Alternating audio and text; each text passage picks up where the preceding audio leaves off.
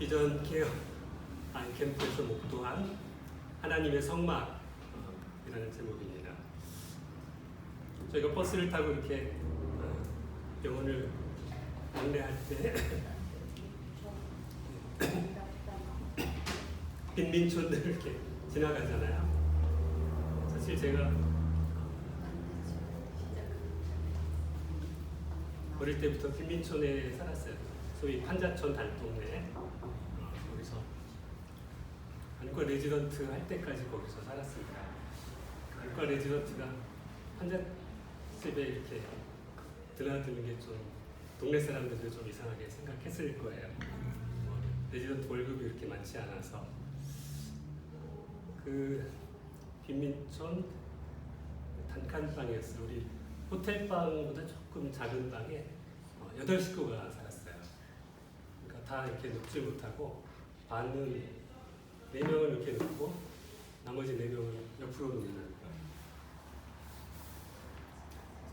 저는 어릴 때 저희 집이 가난하다는 게 그 판자촌에서도 제일 가난했어요.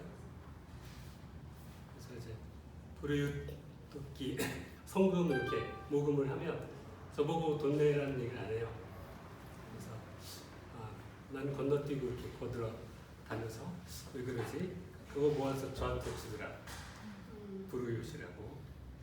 소풍 갈 때 다른 친구들은 다 김밥에 음료수에 뭐 과자 싸우는데 저는 김밥을 할 돈이 없으니까 그냥 도시락에 아주 특별한 메뉴가 이제 사과 하나 주시고 50원짜리 동전 하나 주시면서 우리 집에 남은 돈이 이것밖에 없는데 꼭 필요한 게 아니면 쓰지 말고 가져오라고 어머니가 이렇게 하시니까 친구들이 다 아이스크림 사 먹는데 그 앞에서 주머니에 돈을 만지작 하면서 저거 한번 먹고 싶은데 우리 집에 남은 돈이 이거밖에 없다고 하니까 그냥 집으로 가져갔던. 그래서 이제 그게 저는 굉장히 많이 슬펐어요. 어떻게 이 빈민촌을 판자촌을 탈출할 수 있을까? 초등 4학년 때 하나님이 마음속에 음성을 주시기를 공부를 해라. 그래서 그때부터 열심히 공부했어요. 원래 제가 머리도 별로 좋지 않고 충농증이 심해서 이렇게 집중력도 좋지 않고 이제 오로지 할 수 있는 거는 그 한국 속담 비슷한 4당 5락이라고 있어요. 4시간 자면 듣고 5시간 자면 떨어진다. 그래서 고등학교 때부터 4시간 자고 이제 공부를 하는 거예요. 제가 올빼미 체질이라 새벽 2시까지 공부하고 자고 아침 6시에 일어나고 몸이 약해서 코피 맨날 쏟고 근데 이제 성적은 조금씩 우상향 15도로 조금씩 올라갔어요. 그래서 처음에 의대에 갈 성적이 안 됐는데 결국은 의대를 갈 수 있게 하셨고 의대 가서도 뭐 다른 친구들보다 제가 뭐를 이해하고 암기하는 속도가 되게 느렸어요. 그러니까 시간을 많이 투자할 수밖에 없고 근데 또 한 가지 느낀 거는 뭐냐면 굉장히 아이러니한데 빨리빨리 외우는 애들은 빨리빨리 까먹더라고요. 근데 저는 외우는 게 느린 대신에 한 번 외우면 안 까먹어요. 이게 좋은 게 있으면 나쁜 게 있구나. 아무튼 이제 열심히 일해서 안과 레지던트가 됐고 이제 안과 전문의만 따면 이 판자촌을 탈출할 수 있겠구나. 전문의를 이제 레지던트를 마칠 때쯤 됐는데 더 큰 일이 터졌어요. 저희 형이 이제 사업을 한다고 해서 제가 도와준다고 보증도 쓰고 이렇게 했다가 완전히 사업이 망하면서 빚이 한 10억짜리 빚이 나이 30살에 아무것도 없는 저에게 이제 빚만 남겨지게 되었고 형은 뭐 갚을 능력도 안 됐지만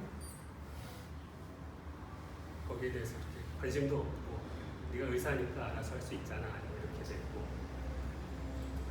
그래서 이제 저의 인생에 아주 굉장한 굴곡 판자촌에서 코피 쏟으면서 공부할 때는 이제 제 인생이 이렇게 시궁창 같았어요. 시궁창에서 이렇게 몸으로 기어서 탈출하는 그런 느낌을 가졌다면 그 10억 빚을 탈출하는 것은 제가 수렁에 빠진 것 같았어요. 이자만 한 달에 2천만 원 나가니까 뭐 방법이 없는데 내가 의사만 되면 환자촌을 탈출할 수 있을 줄 알았는데 뭐 늑대가 떠나고 호랑이가 온다고 더 큰 수렁에 빠져서 아무리 허우적대도 자꾸 가라앉을 뿐 탈출할 길이 없어 보였는데 하나님께서 정말 기적을 베푸셔서 또 아주 현명한 와이프를 조력자를 주셔서 둘이 기도하는 가운데 또 하나님이 도움의 손길을 주시고 그래서 이제 어느덧 그 빚을 다 갚게 됐어요.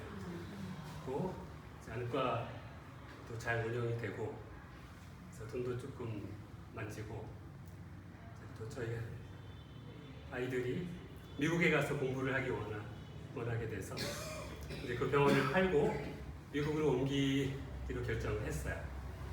그래서 미국 영주권을 신청을 했더니 고맙게도 이제 영주권을 주겠다고 해서 2015년 6월 달에 영주권을 주기로 결정했는데 그것이 이제 이민 비자가 내셔널 비자 센터에서 이민국, 국무성, 미국 대사관 이렇게 삥 도는데 한 6개월 걸려서 저한테 오는데 저는 한국에 있었으니까 이제 그 기간은 제가 놀고 있었어요. 놀면서 미국 의사 고시 준비 학원에 가서 아침부터 밤까지 공부하고 그러던 중에 이렇게 든 생각이 미국에 가면 병원비가 되게 비싸다고 하니까 손톱만큼의 이상이라도 발견이 되면 여기서 완벽하게 다 치료를 하고 가자. 한국은 의료비도 싸고 과별로 제 친구들이 다 있어서 거의 공짜로 치료를 하니까.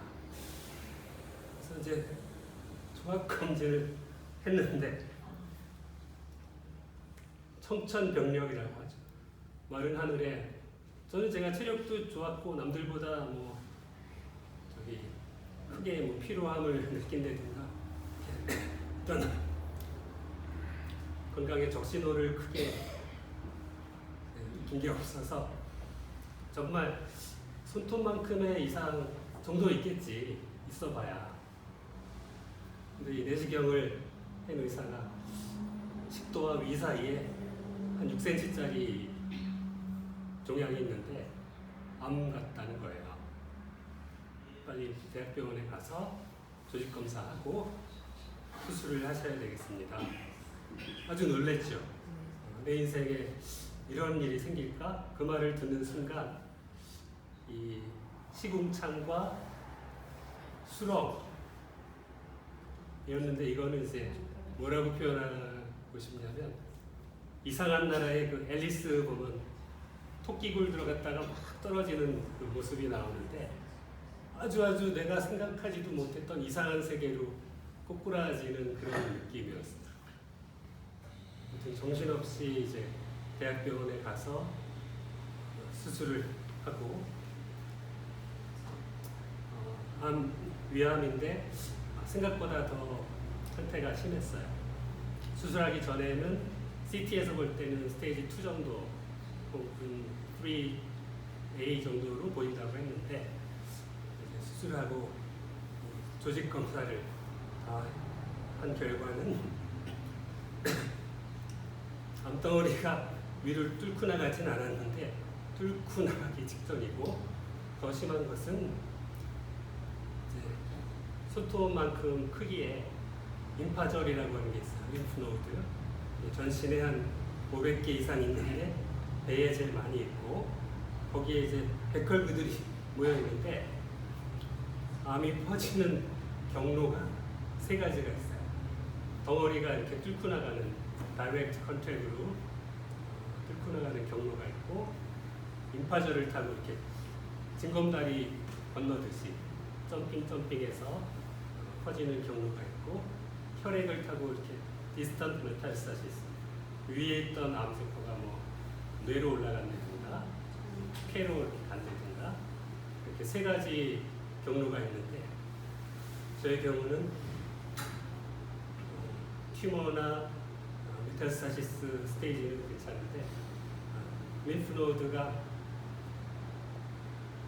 130개를 떴는데 그중에 60개 정도에서 암세포가 발견이 됐대요.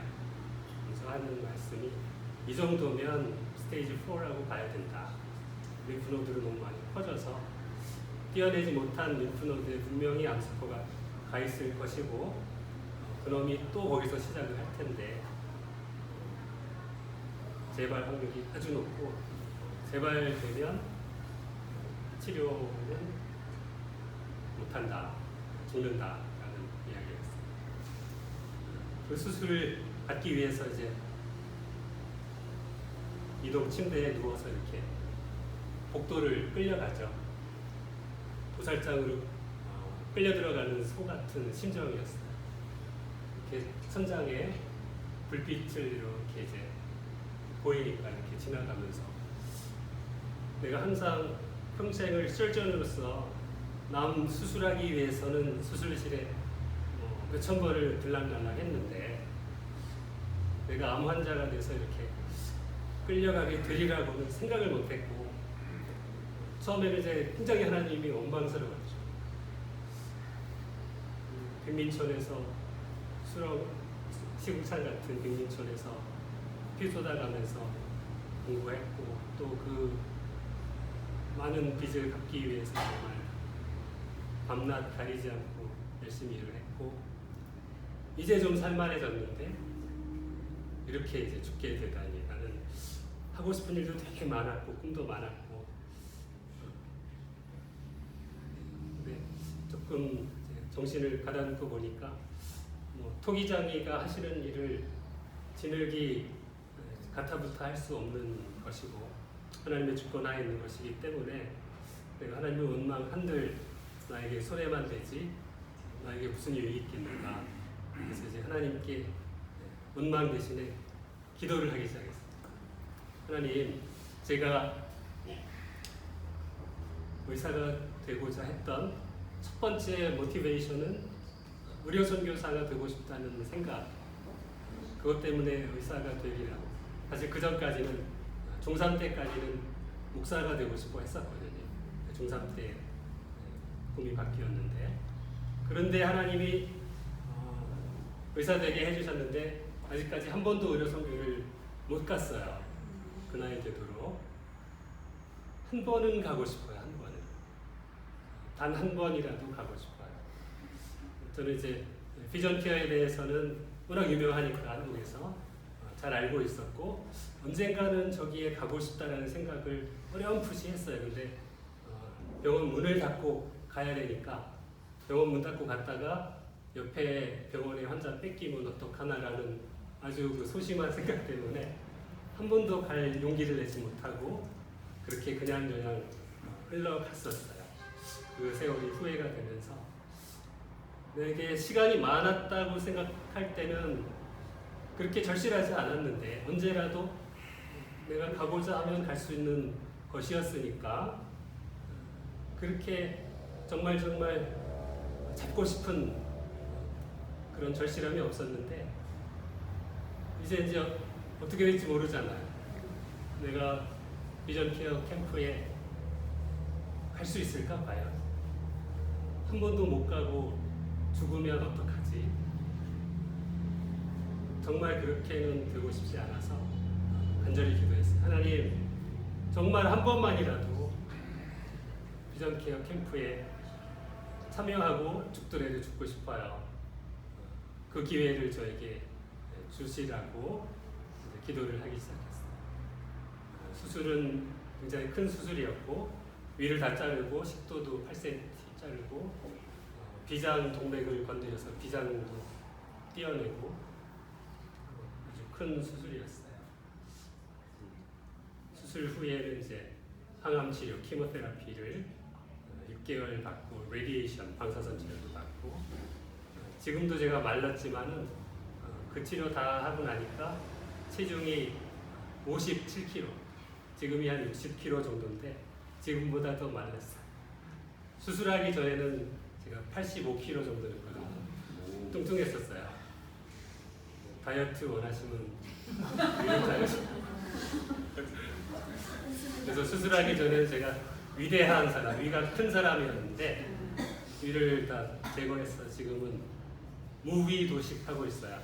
위가 없이 음식을 먹고 있어요. 1년 동안 이제 소위 투병 생활이죠. 키모가 다 끝나고 그 상태의 저의 바이탈리티는, 활력은 쌩쌩할 때가 100이고 죽음의 제로면은 한 10 정도 됐을 거예요. 간신히 목숨만 붙어있는 그 상태. 할딱할딱 하면서 겨우겨우 하루하루 연명하는, 하루하루가 너무 힘들고 음식을 먹어도 모든 음식이 다 맛이 똑같아요. 모래알 맛이에요. 아무리 맛있는 걸 먹어도 다 모래알 같고 위도 없으니까 많이 먹지도 못하고, 그렇게 이제 1년 동안 힘겹게 그래도 살고 싶어서 음식을 먹고 한 달에 1kg씩 체중이 좀 늘어났어요. 그거는 좋은 사인이었고, 그래서 이제 치료를 마치고 1년째가 된 게 작년 7월이었어요. 사실 그때도 제 몸의 상태는 한 바이탈리티가 한 50%그 정도, 그래서 몸이 많이 피곤하고 했지만, 그래서 주위의 사람들이 조금 더 몸이 건강해진 다음에 선교를 가라는 사람들도 꽤 있었는데, 그때 든 생각은 It's out now or never. 지금이 아니면 영영 못 갈 수도 있잖아. 더 좋아지길 기다렸다가 만약에 암이 재발돼서 더 나빠지면은 그나마 못 갈 테니까 지금이라도 가자. 이렇게 이제 용기를 내서 작년 7월에 아프리카 탄자니아에서 열린 비전 케어 캠프에 참가를 처음으로 한 거죠. 거기에서 우리 존경하는 김동영 장님 만나게 되었고, 수술 실력도 뭐 월드 베스트 클래스시지만 이분의 인격과 신앙이 이 비전 케어 사역에 그대로 투영되는 모습을 보면서 참 내가 존경하고 저의 인생의 롤 모델로 삼고 싶은 분을 비로소 만나게 돼서 참 기뻤고, 그 사역을 이제 일주일 동안 진행을 하면서 캠프는 굉장히 바빴습니다. 한 100명 정도 수술을 했고, 그래서 정말 눈코 뜰 새 없이 바쁘게 이제 진행이 되었는데, 말로 표현할 수 없는 기쁨과 평화가 넘쳐 흐르는 거예요. 왜 이렇게 마음이 기쁘지? 몸은 피곤한데 너무 마음이 기쁘고, 그래서 이제 마지막 날 저희가 아침 큐티 시간에 나눈 묵상의 말씀이 출애굽기 40장 맨 마지막 부분, 하나님의 성막이 지어지고 그 성막 위에 하나님의 임재의 구름이 임하시고 하나님의 영광의 불길이 셰키나가 임하시는 그 장면을 이제 묵상하면서 우리가 캠프를 마치게 되었는데, 제 마음에 드는 감동은 우리 비전 케어의 아이캠프가 바로 아프리카 탄자니아 땅에 세워진 하나님의 성막이라는 감동을 받게 되었습니다. 하나님의 임재가 충만하고 하나님의 영광이 드러나는, 그래서 기쁨과 평화가 넘쳐 흐르는 그곳이었음을 이제 마지막 날 제가 간증을 하게 되었는데, 그 멤버들이 이제 다 같이 감동을 받고, 그 중에 또 하나님이 저에게 특권을 주신 것이 이숙희 간호사 선생님이 계셨는데 8년째 자기 휴가 내고 돈을 모아서 해마다 아프리카에 오신대요. 그래서 그 얘기를 듣고 수술도 너무 자기 스크럽을 잘하셔서, 야, 저분은 진짜 하나님을 믿는 분이시겠지 라고 이제 생각을 하고, 이제 마지막 날 토요일 날 아침에 숙소에서 공항으로 이동을 하는데 작은 마이크로버스에 제 옆자리에 그분이 앉게 됐어요. 그래서 이제 그분에게 저의 간증을 얘기하면서 저의 심정이 마치 언약궤를 메고 요단강, 범람하는 요단강에 발을 디딘 제사장 같은 심정입니다. 물은 범람하고 길은 보이지 않고 흙탕물이고 무거운 제사장 옷을 입고 언약궤를 메고 거기 들어갔다가 휩쓸려 죽을 수도 있는데 눈에는 길이 보이지 않지만 믿음의 눈으로 발을 넣었을 때 길이 열렸던 것처럼 저도 여기 올 때 정말 체력적으로 자신이 없었고 갔다가 쓰러져서 짐만 되면 어떡하나라는 두려움도 있었지만 하나님이 힘을 주시리라는 믿음 하에 왔더니 제가 위가 없어서 덤핑 신드롬이라는 게 있어요. 이게 뭐냐면 음식을 먹으면 위가 4시간 동안 음식을 이제 주물떡주물떡 죽으로 만들고 4시간이 지나면 아주 조금씩 소장으로 흘려보냅니다. 소장이 받아들일 수 있는 양의 그 스피드로 조금씩 흘려보내는데 저는 먹으면 바로 소장이거든요. 소장이 먹는 양은 많지도 않은데 소장은 이제 스크리밍 하는 거예요. 아이 너무 힘들어 이렇게 이제 데모를 하는 거예요. 그래서 몸이 너무 피곤해지고 이 정신이 이제 거의 기절할 정도로 페인팅이 희미해져요. 그래서 밥을 먹고 나면 1시간 정도는 이제 누워서 쉬어야 되는데 선교제에 가서는 그렇게 할 수 없잖아요. 그래서 이제 하나님께 그 덤핑 신드롬을 안 오게 해달라고 기도했는데 분명히 탄자니아 가기 전만 해도 집에 있을 때는 덤핑 신드롬이 심했는데 가니까 없어요. 하나님이 힘주셨고 여기 올 때도 마찬가지였어요. 집에서 항상 아침 먹고가 제일 심한데 아침 먹고 1시간 이상 쉬어야 되는데 여기서는 그렇게 못하잖아요. 아침 먹고 바로 나가는데 하나님이 힘을 주셔서 그다지 피곤하지 않게 해주셨고 그런 얘기를 이제 막 하는데 이분이 성경에 대해서 잘 모르시는 것 같아요. 그래서 선생님 혹시 예수님 믿으세요? 라고 물어보니까 믿고 싶어요 라는 거예요. 아니 이렇게 좋은 캔디데이트가 어디 있어요. 예수님 믿고 싶다는 사람이 옆에 있는데 그 탄자니아 캠프 가기 전에 저희 부흥회 때 목사님이 그러셨거든요. 누구를 처음 만나면 여자는 아름다우십니다.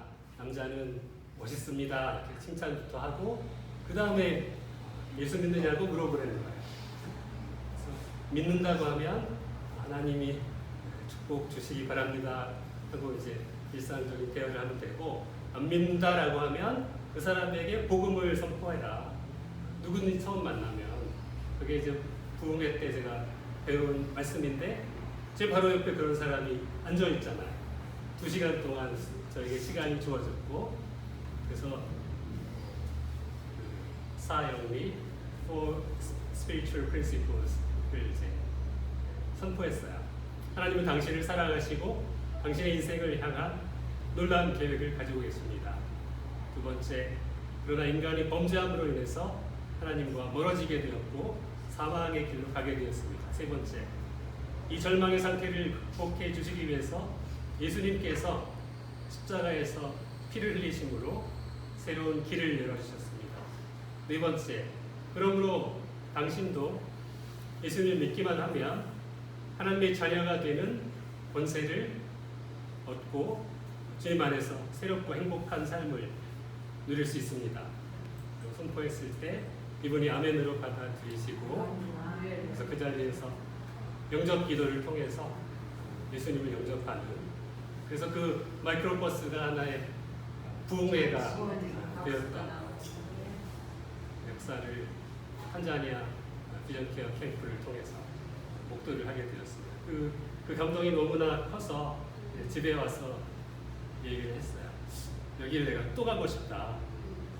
그랬더니 이제 한 달 반 후에 우간다 캠프가 있고 그 다음에 나이지리아, 모로코 연속 2주 이렇게 있는데 저의 몸 상태로는 4주 연속은 힘들고 우간다에서 캠프하고 우간다에서 일주일을 쉬었다가 모로코에 가서 2주 연속하고 이런 스케줄을 이제 잡았어요.